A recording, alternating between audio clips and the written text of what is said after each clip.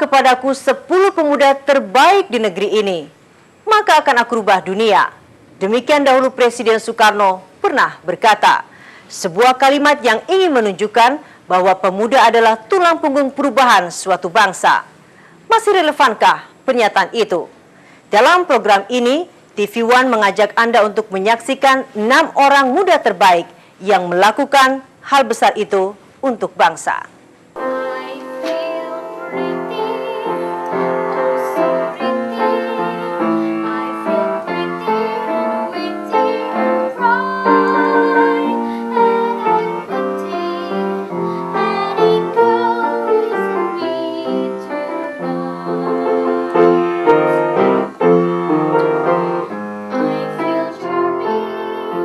Muda, ceria dan berprestasi, itulah Aluna Sagita Gutawa atau yang lebih dikenal dengan Gita Gutawa. Gadis kelahiran Jakarta 11 Agustus 93 ini sudah menunjukkan bakatnya mengolah vokal sejak kanak-kanak.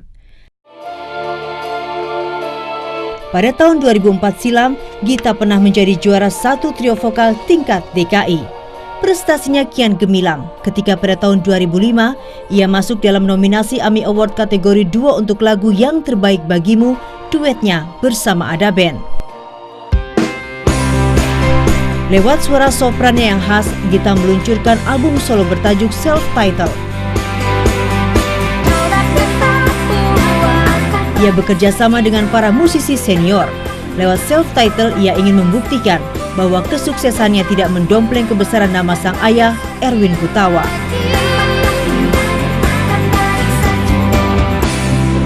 Lewat musik pop klasik, Gita Gutawa terus mengukir prestasi di dunia musik. Tidak hanya di dalam negeri, Gita pun mengharumkan nama Indonesia dalam ajang internasional di tahun 2008.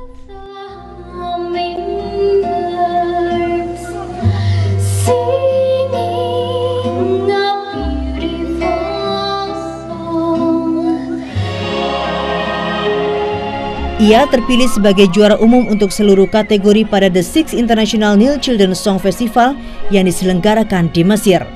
Dengan sederet prestasi di bidang musik, Gita tetap dapat mempertahankan prestasi akademisnya sebagai lulusan terbaik SMP Al-Izhar Jakarta dengan nilai matematika dan IPA sempurna.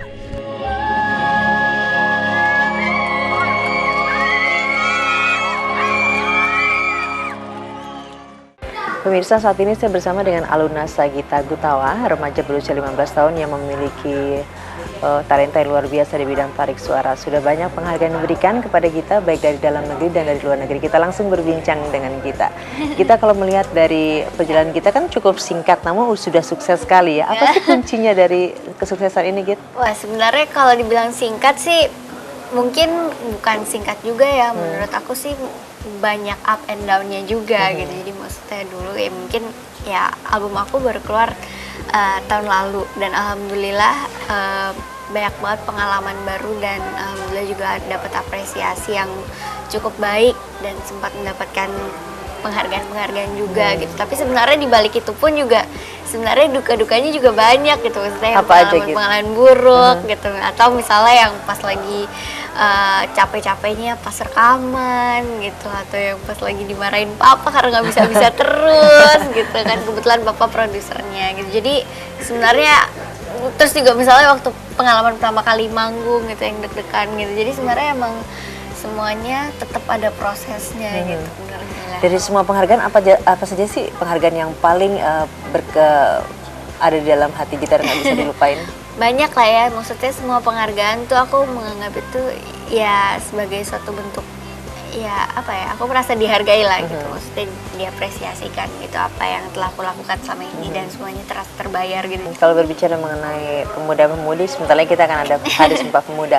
Apa sih yang bisa kita berikan atau sekedar saran untuk para pemuda? Ya aku juga ini berarti saran untuk aku juga ya, karena aku merasa aku sebagai ya pemuda-pemudi Indonesia gitu. Jadi ya aku rasa aku sih pengennya kita semua bisa bersatu dan kita semua bisa apa ya, ngayal aja, punya cita-cita setinggi langit gitu. Itu nggak apa-apa gitu, tapi harus berusaha untuk mendapatkan cita-cita itu gitu. Jadi harus berani untuk nyobain sesuatu hal yang baru.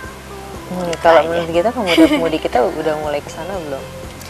Yang pastinya apa ya, ada beberapa kan yang misalnya kita bisa ngelihat dari dua hal sih ya. Ada yang memang di satu sisi hebat banget Indonesia bisa menang medali emas di misalnya Olimpiade Fisika, terus juga misalnya ajang-ajang olahraga gitu. Cuman di satu sisi lain banyak juga anak-anak yang belum bisa mendapatkan pendidikan dengan wajar gitu. Jadi sebenarnya ini cukup apa ya, menyedihkan juga sih gitu, tapi yang di satu sisi juga membanggakan gitu. Jadi harusnya kita bisa bersatu, kita bisa saling membantu dan memajukan Indonesia lagi. Ya, sebagai remaja putri berusia 15 tahun kita bangga nggak menjadi orang Indonesia? Harus bangga.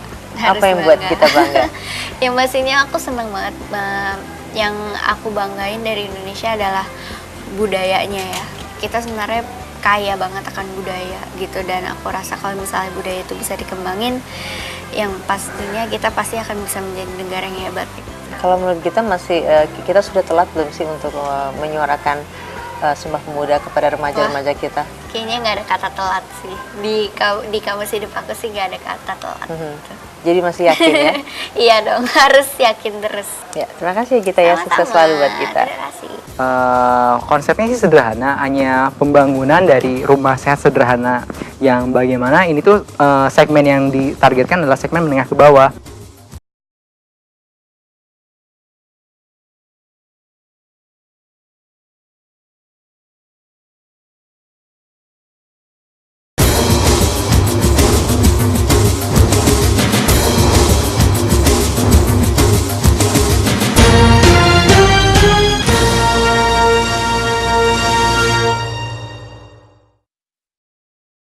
Perasaan saya sangat plong gitu ya setelah memiliki rumah di sini, karena dengan angsuran ringan gitu ya, fasilitasnya sangat sejuk, indah gitu pemandangannya gitu.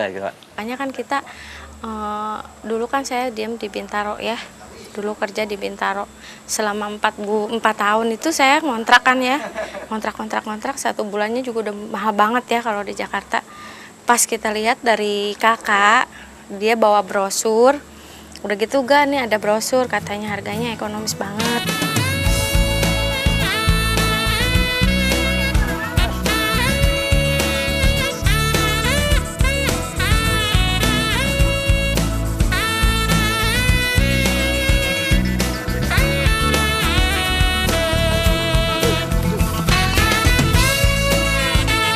Tercatat sebanyak 70 juta penduduk Indonesia masih belum memiliki rumah tinggal sendiri.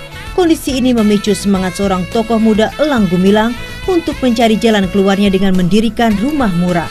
Padahal Elang masih berstatus sebagai mahasiswa Fakultas Ekonomi dan Manajemen Institut Pertanian Bogor, namun kepak sayapnya telah memberikan arti yang begitu besar bagi masyarakat di sekitarnya, khususnya kalangan ekonomi menengah ke bawah.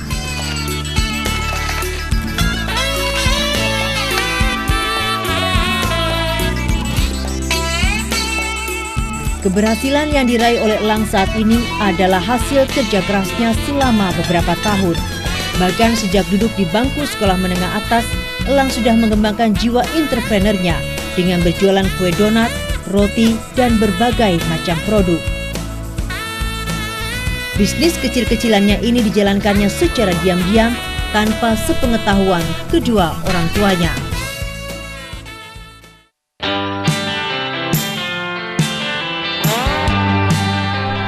Ketika SMA, Elang mulai mengikuti kompetisi di bidang ekonomi, salah satunya Java Economic Competition atau Economic Contest yang diselenggarakan oleh Institut Pertanian Bogor. Ternyata, apa yang dilakukan Elang sejak masa sekolah telah membentuk Elang menjadi pemuda yang mandiri.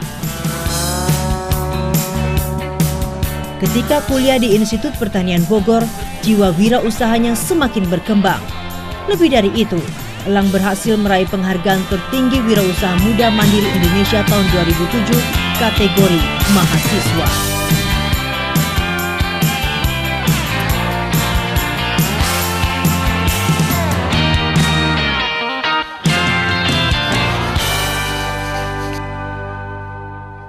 Saat ini saya berada di Dermaga, Bogor, Jawa Barat, dan di sebelah saya ini sudah ada Elang Gumilang, pemenang wirausaha muda Mandiri 2007. tahun 2007. Konsep apa sih yang Elang buat ini, proyek perumahan ini, Lang? Konsepnya sih sederhana, hanya pembangunan dari rumah sehat sederhana yang bagaimana ini tuh segmen yang ditargetkan adalah segmen menengah ke bawah. Waktu itu apa sih yang membuat Dewan Juri menjatuhkan Elang menjadi pemenangnya? Apa sih penilaiannya ketika itu? Kalau dari sisi omset, dari sisi nilai kesulitan bisnisnya mungkin ya itu mungkin. Jadi kebetulan ada beberapa satu aspek inovasi karena waktu itu memang Elang pas tahun lalu itu ada rumah yang sebulan tuh hanya 89.000. Harganya? Harga enggak sebulannya cicilan. Sebulannya. Ya, sedangkan harga jual 25 juta. Terus yang kedua aspek sosialnya, jadi membantu masyarakat sekitar. Yang tiga aspek ya ekonomi juga, aspek keuangan. Lang, itu. sebagai pemuda nih, Lang, yang ingin Elang berikan untuk Indonesia. Indonesia ya.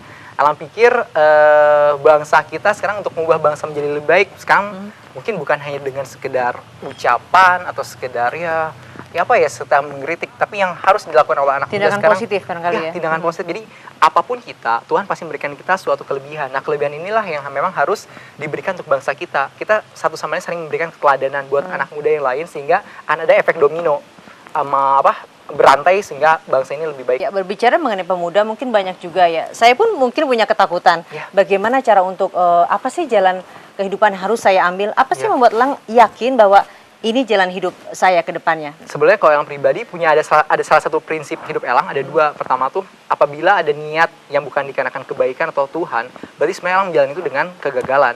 Dan kalau memang ada suatu niat kesombongan di dalam hati, berarti ada saat Elang bakal kalah di nanti suatu ketika. Kalau Elang sendiri menilai Elang bangga nggak melihat Pribadi, pribadi? ya satu sisi sebagai manusia bersyukur dan bangga, tapi satu sisi sebagai manusia yang memang setiap waktunya harus digunakan untuk membuat karya, ini belum cukup gitu. Lang, harapan Lang. Elang mau jadi apa sih? Apa ya? Elang juga bingung sih, tapi yang jelas Elang pikir Elang pengen menjadi orang yang paling banyak manfaatnya untuk bangsa, bahkan untuk dunia. Allah alam dengan cara seperti apa, cuman biar nanti Tuhan yang menunjukkan jalannya. Sebentar lagi kan Hari Sumpah Pemuda, ada nggak saran yang bisa Elang sampaikan untuk pemuda-pemuda kita agar mereka nggak tawuran, salah pergaulan, memiliki jiwa yang positif Oh, iya. untuk negara ini, ada nggak bisa disampaikan, Lang? Yang pertama menurut Elang pribadi sih, kenapa anak muda kita seperti lost dari yang namanya, ya banyak sekali yang kejadian seperti itu. Hampir yang pertama, karena anak muda kita belum memiliki figur idola yang sesungguhnya. Mungkin juga Lang pernah nakal ya dulu ya? Sangat-sangat nakal, sama sekali masih nakal, Mbak. Ya, jadi mungkin menurut Elang pertama nggak punya figur teladan. Kalau Elang pribadi, memang kenapa bisa gini? Karena memang Elang berusaha menduplikasi orang yang paling Elang idolakan. Jadi kalau ada sekarang mungkin hanya ada satu orang yang berpikir seperti ini, Elang pengennya ini mengcopy paste anak-anak muda lainnya sehingga nggak hanya satu, nggak 10, mungkin bisa jutaan malah anak-anak muda yang berpikiran sama seperti ini. Lang, saya aja berbicara sama Elang tertarik sekali, ingin memiliki jiwa seperti Elang. Terima kasih untuk dialognya, semoga Sama-sama, sukses Mbak. selalu. Sukses, Mbak. Pemirsa, baru saja saya berdialog dengan Elang Gumilang, pemuda berusia 22 tahun yang memiliki konsep membangun rumah sebanyak 2.000 unit diperuntukkan untuk warga yang kurang mampu di bilangan Bogor, Jawa Barat sebanyak 2.000 unit. Dari bincang-bincang dengan Elang, saya akan menuju seorang pemuda yang berprestasi di kompetisi industri kreatif internasional.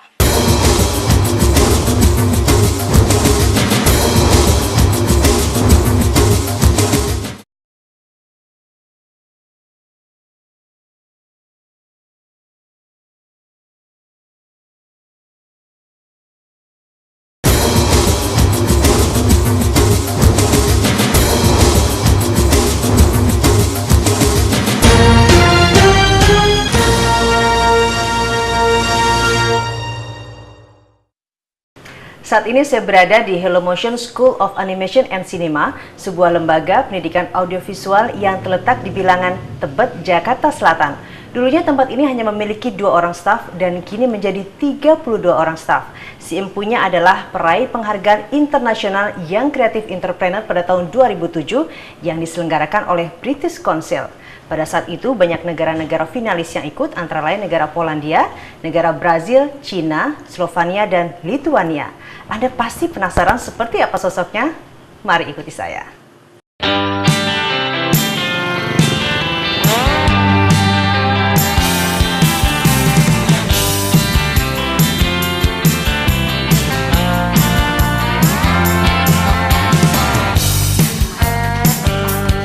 Hidup harus selalu hijau dan jangan pernah merasa matang agar bisa terus berkarya. Demikian filosofi hidup yang dijalani oleh pemilik nama Wahyu Aditya.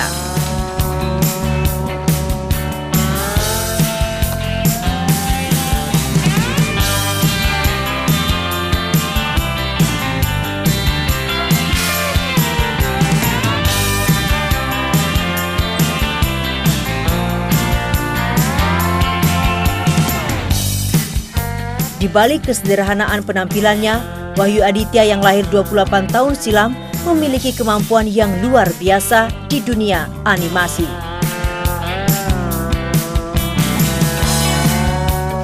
Sehari-hari sebagian besar waktu yang dimilikinya lebih banyak dihabiskan di Hello Motion. Hello Motion adalah sebuah wadah penggerak kemajuan animasi dan sinema Indonesia yang didirikan oleh Wahyu Aditya pada 8 April 2004. Tips-tipsnya dong buat animasi yang pakai lip sync gitu. Ini harus pakai namanya lembaran lip sync. Bersama Hello Motion, sederet prestasi berhasil diraihnya, mulai dari penghargaan dalam negeri hingga internasional. Salah satunya pada tahun 2007, Adit berhasil menyabet penghargaan tingkat internasional yang Creative Entrepreneur of the Year kategori screen yang diselenggarakan oleh British Council.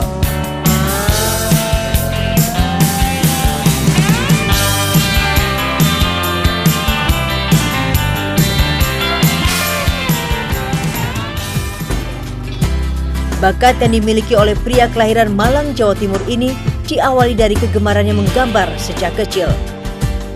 Bahkan Adit kecil lebih senang dibelikan kertas kosong daripada mainan. Animasi menurut saya itu limitnya cuma imajinasi dan saya sukanya memang berimajinasi. Mungkin animasi memang dunia yang sangat cocok karena nggak ada batasnya. Batasnya hanya imajinasi tadi. Awalnya memang masih meniru-niru misalnya karakter Batman saya gambar ulang atau Spider-Man, tapi lama-kelamaan ada rasa ingin memiliki karakter sendiri. Ya. Beberapa tahun yang lalu Adit ini pernah bekerja dalam sebuah stasiun TV swasta dan akhirnya keluar. Ketika itu keluar karena memang sudah tidak betah atau memang ada begitu banyak imajinasi di kepala sehingga membuat Adit keluar, atau memang ada dorongan dari orang tua misalnya? Keluar karena mungkin tantangannya sudah nggak ada lagi ya. Jadi saya suka, saya ini orangnya suka yang sesuatu yang baru, yang sesuatu yang menantang gitu. Nah aku melihat saya punya banyak impian yang tidak bisa saya realisasikan di stasiun TV gitu, karena mungkin juga deadline dan jenis pekerjaan. Ya. Jadi saya memutuskan keluar karena waktu itu cita-cita saya pengen membuat karya serial animasi atau TV layar lebar gitu. Apa sih cita-cita itu yang membuat Adit terpacu untuk membuat itu menjadi kenyataan? Ya mungkin karena kegelisahan juga ya. Jadi saya juga melihat di Indonesia ini animasi buatan lokal masih kurang gitu. Jadi mungkin saya sebagai rakyat Indonesia, ya setidaknya saya mau menyumbang satu animasi atau dua animasi ya dengan strategi yang saya miliki. Misalnya saya membuat sekolah sendiri, membuat festival sendiri, ya ujung-ujungnya untuk mempromosikan animasi ciptaan orang Indonesia.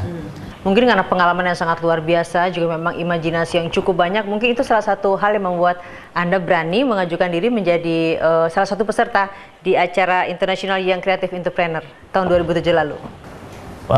Itu sih iseng-iseng sebenarnya. Iseng-iseng berhadiah, iseng-iseng berhadiah. ya? Saya pengen nyoba sih. Sebenarnya tujuannya bukan untuk menang sih, tapi saya pengen tahu dan pengen ketemu dengan peserta-peserta lainnya. Karena menurut saya ketemu orang-orang entrepreneur muda yang punya semangat tinggi dan idenya pasti menarik-menarik. Saya pengen belajar dari mereka gitu. Pengalaman apa sih yang paling mengena gitu dari semua hal yang pernah dilakukan dari kegiatan itu yang sampai sekarang masih diingat sama Adit? Kalau nasional sih pengalaman saya paling menarik adalah saya bisa menciptakan atau sedikit menyumbang sih bahwa saya bisa menciptakan animator-animator muda lewat sekolah yang saya dirikan. Dan dari sekolah yang saya dirikan saya bisa memberi kesempatan masa depan yang lebih menarik bagi mereka gitu. Lalu kalau internasional Ya, saya bisa mendapatkan networking yang luas di tingkat internasional dan banyak peserta juga bertemu dengan banyak peserta dan mendapatkan inspirasi baru sih sebetulnya. Adit, sementara ini kan ini Hari Sumpah Pemuda ya, sebagai orang Indonesia, pemuda Indonesia yang cukup berbakat karena sudah banyak mendapatkan penghargaan dari luar negeri dan juga karya-karya Adit yang sangat luar biasa. Pendapat Adit sendiri tentang Indonesia ini seperti apa? Indonesia itu sangat beragam, sebenarnya kaya, mulai dari kaya dari alamnya, SDM-nya, budayanya, kreativitasnya, tapi sayangnya secara memanage negara Indonesia masih perlu latihan, masih perlu improvisasi lagi. Tapi menurut saya yakin Indonesia itu adalah negara yang potensi menjadi negara yang besar dan maju seperti Amerika gitu.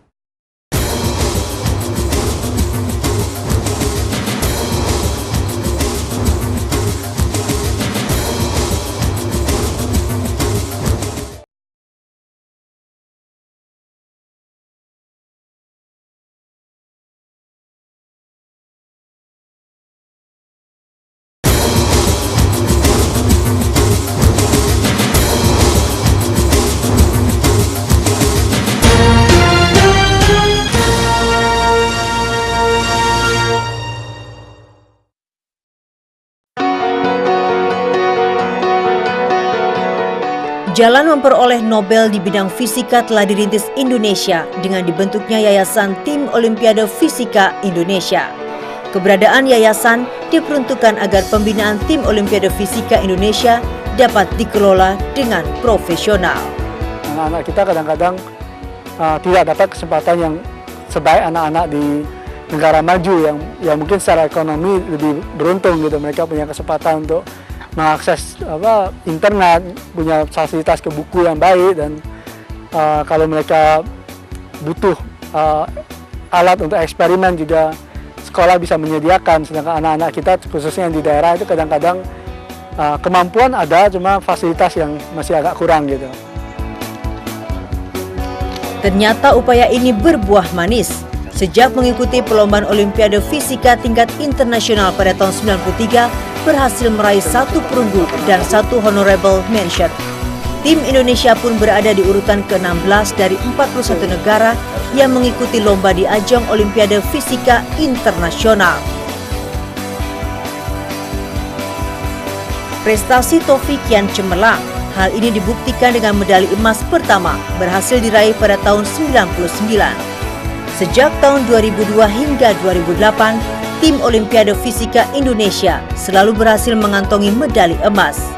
Sementara di kancah Asia yang baru diselenggarakan pada tahun 2000, nama Indonesia termasuk yang diperhitungkan oleh negara-negara Asia lainnya.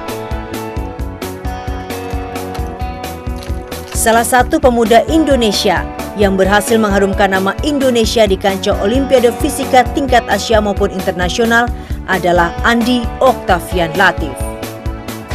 Prestasi fenomenal yang diraih oleh anak Pamekasan Madura ini adalah medali emas pada ajang Olimpiade Fisika Internasional ke-37 di Singapura bulan Juli 2006.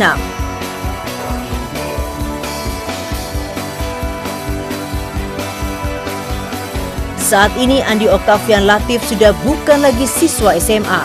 Ia berhasil melanjutkan impiannya kuliah di Departemen Fisika, Fakultas Matematika dan Ilmu Pengetahuan Alam Universitas Indonesia.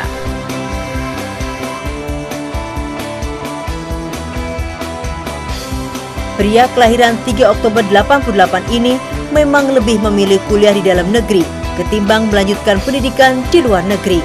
Padahal atas prestasinya yang gemilang di bidang fisika, Andi banyak mendapat tawaran untuk kuliah di luar negeri.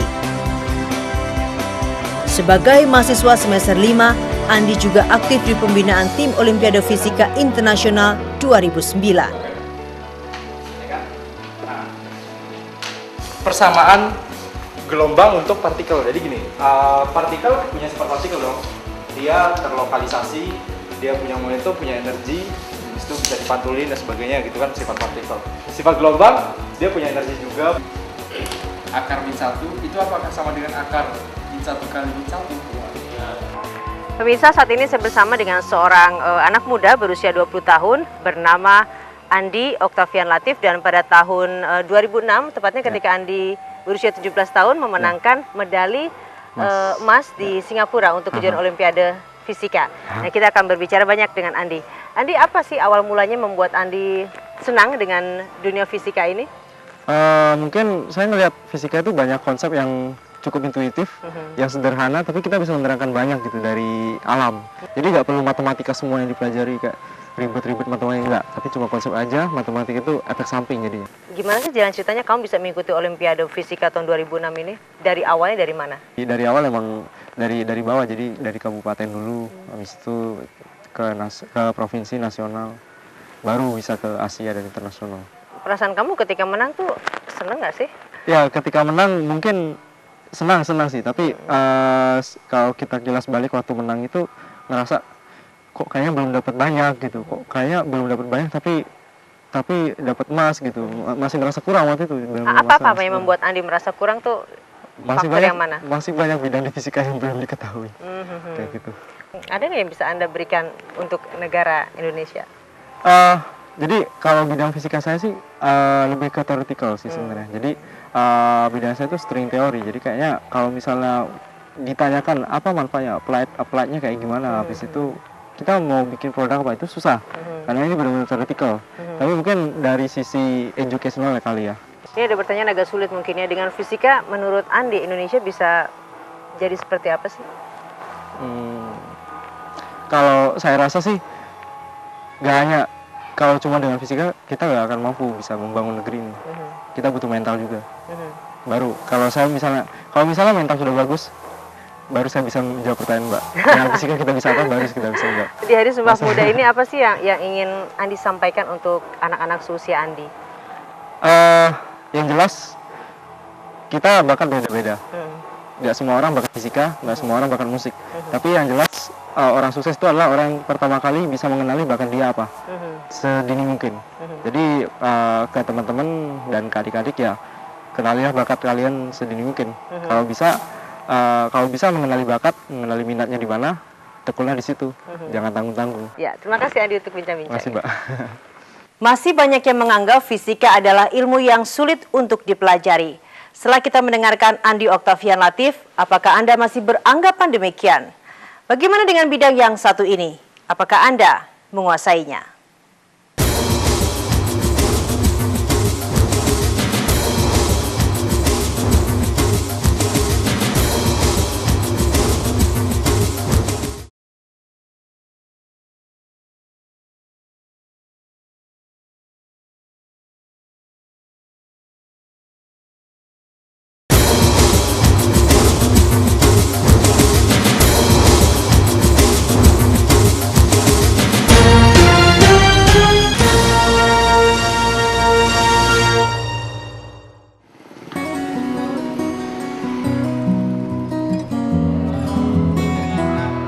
Keterbatasan tak menjadi halangan bagi Farid Firmansyah, siswa kelas 1 SMA PGRI 1 Bekasi untuk mengukir prestasi. Terlahir dari pasangan Abrori dan Amaro sang pedagang rokok, Farid tumbuh menjadi seorang pecatur handal. Awalnya Farid tak pernah bermimpi menjadi seorang jagoan di bidang catur. Bekalnya hanya bakat dan keulatan semata.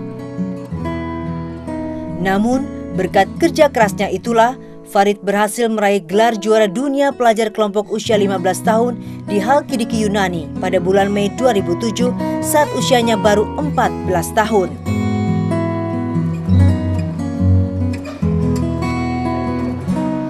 Ia bahkan diundang sang presiden ke Istana Negara secara khusus karena prestasinya itu. Ketertarikan Farid pada catur dimulai sejak ia masih duduk di bangku kelas 4 sekolah dasar. Alasannya sederhana, ia sering melihat sang ayah bermain catur bersama teman-temannya di warung rokok. Pertama kali main catur sama saya. Setelah itu, karena tiap hari nonton, setelah itu saya coba atau bisa jalanin gitu, saya kaget itu.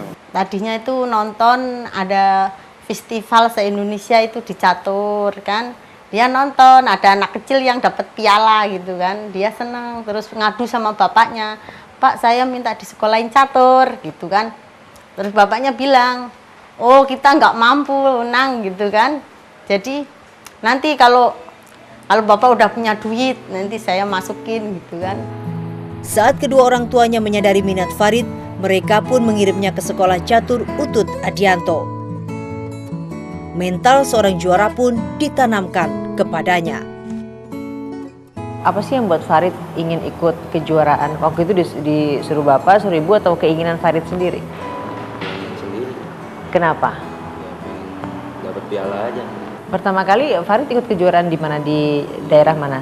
Bandung. Di Bandung. Tahun berapa Farid? 2002. 6 tahun lalu ya. Terus setelah itu baru kejuaraan di luar negeri. Apa sih perasaan Farid kalau menang dan kalah? Kalau menang ya seneng. Kalau kalah ya sedih gitu, ya kecewa aja. Bisa dia. Pernah terbayang nggak kalau Farid akan bertemu pemain yang lebih senior dari Farid, dari negara besar? Pernah terbayang menang nggak? Atau pertama kali ketemu Farid udah takut duluan, udah grogi duluan? Ya udah perasaan apa-apa sih. Lawan dia ya udah hadapin aja gitu. Resepnya tenang ya? Tenang aja. Waktu Farid menang itu kan tahun 2007 di Yunani ya? Di Yunani. Ketika pulang, beritanya kan besar sekali di tanah air dan bertemu dengan Pak SBY. Terus waktu pertama kali ketemu Pak Presiden, perasaan Farid seperti apa? Ya senang, bangga bisa ketemu Pak Presiden. Terus Farid kalau dalam satu hari ini, gimana Farid membagi waktu antara sekolah dan belajar catur di sini? Ya kalau pagi sekolah sampai jam 12:30, pagi itu 12:30 sampai jam 5-an belajar catur. Ya 5 jam 4 jam. 5 jam 4 jam.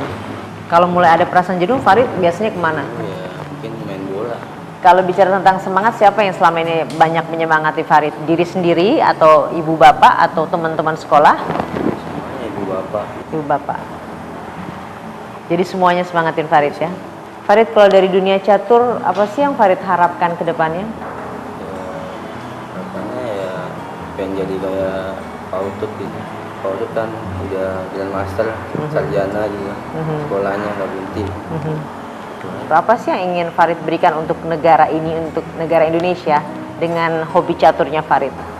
Ya, pengen ngasih yang terbaik aja untuk Indonesia. Apa? Mungkin prestasinya mungkin harus lebih giat lagi belajar. Harapan Farid apa sih di dunia catur ini ke depannya? Caturnya jalan, sekolah juga jalan. Gitu. Dalam Hari Sumpah Pemuda nanti, sebagai pemuda apa sih yang ingin Farid sampaikan untuk anak-anak muda di Indonesia? Ya kalau udah suka sama sesuatu mungkin diperdalam lagi, terus juga jangan putus asa, mencoba sesuatu. Jangan ada kata menyerah ya? Ya, jangan. Ya deh, makasih ya Farid.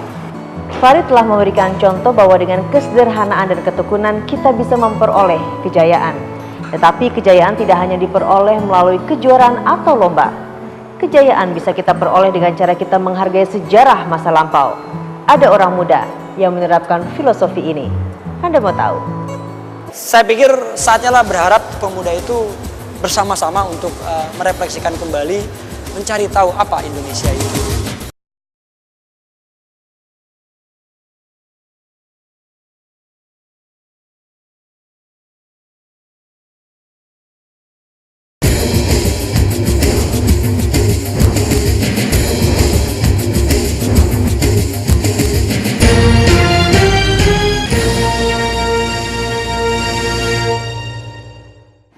Sejarah bisa menjadi pelajaran bagi manusia untuk menghadapi saat ini dan saat yang akan datang. Dengan syarat, sejarah haruslah dirawat, dijaga, dan yang terpenting adalah mempelajarinya. Berikut ini kita akan mengenal sosok muda yang melakukan itu semua.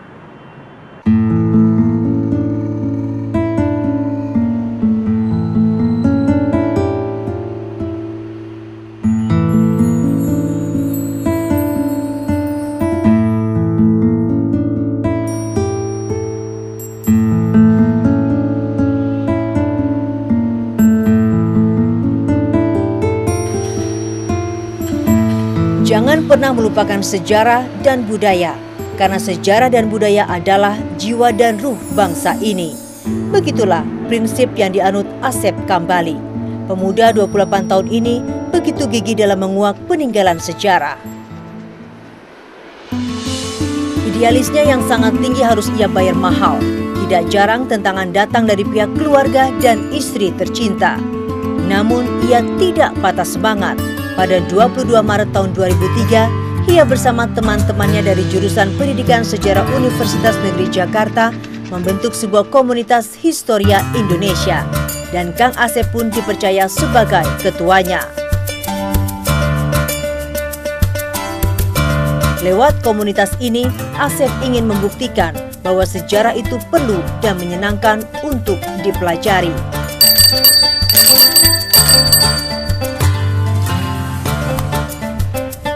Ternyata upaya yang dilakukan oleh Kang Asep dan komunitas Historia membuahkan hasil yang menggembirakan. Ia berhasil mengemas wisata sejarah dengan cara yang berbeda, yakni harus memiliki nilai edukasi, rekreasi, serta hiburan.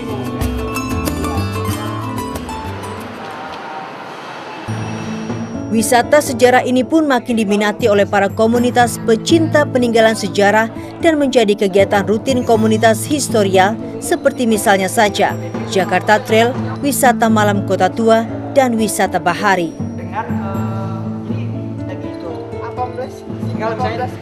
Tidak hanya mengunjungi situs sejarah, Kang Asep pun rutin mengadakan diskusi, bedah buku, dan bakti sosial.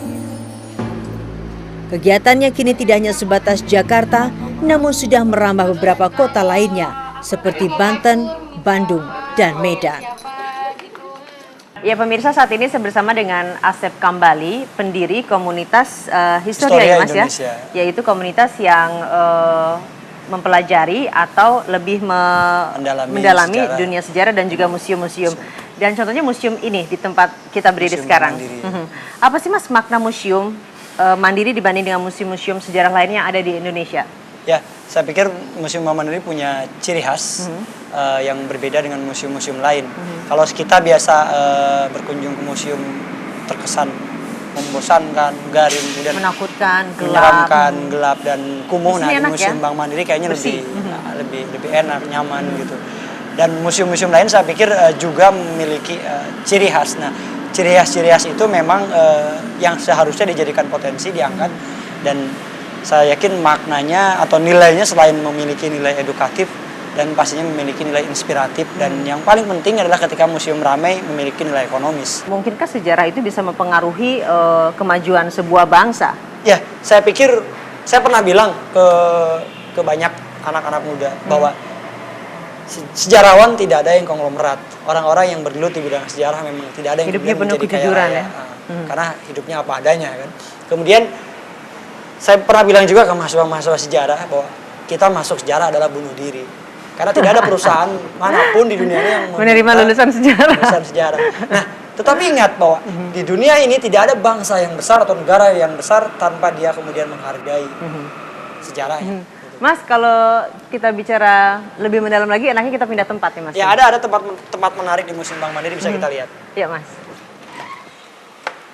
Kang Asep, ini tempatnya apa sih? Ini kan berbeda sama yang tadi kita pertama jalan-jalan ya. Ini ruangan apa nih? Sebenarnya ini ruangan kepala kas ya, kepala teller. Jadi kan di depan ini teller semua. Oh, ini bosnya ya? Ini bosnya stay di sini dan jadi bisa lihat langsung gimana kerjanya ya. Aktivitas, dan dulu memang belum tertutup dengan kaca ya, jadi mungkin beberapa masih kaca masih terbuka karena nggak ada pendingin ruangan. Kang Asep, kalau kita kembali berbicara sejarah, bagaimana sih cara kita untuk memahami dan mencintai sejarah tuh? Dan ketika bicara sejarah berarti bicara diri kita. Tidak ada manusia tanpa nol ya, sejarah. Berbicara sejak diri kita menjadi nol. Tidak ada sejarah tanpa manusia, jadi benar-benar saling keterkaitan. Dan kalau kita bilang adalah sejarah itu pasti melulu yang dibicarakan adalah perbuatan manusia. Tapi tidak semua dalam peristiwa itu disebut sejarah.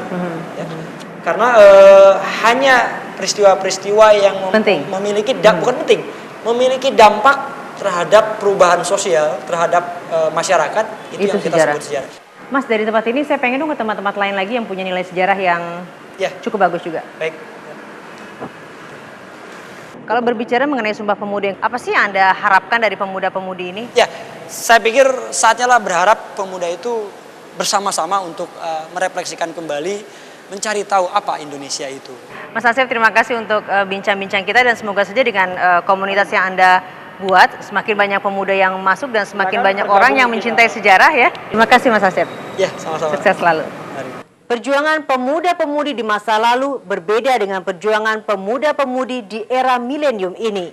Jika dahulu berkorban nyawa untuk merebut kemerdekaan, saat ini perjuangan adalah bagaimana pemuda-pemudi kita memahami lingkungannya dan memanfaatkan potensi yang ada dalam dirinya untuk berkompetisi dengan bangsa lain dan memajukan negerinya.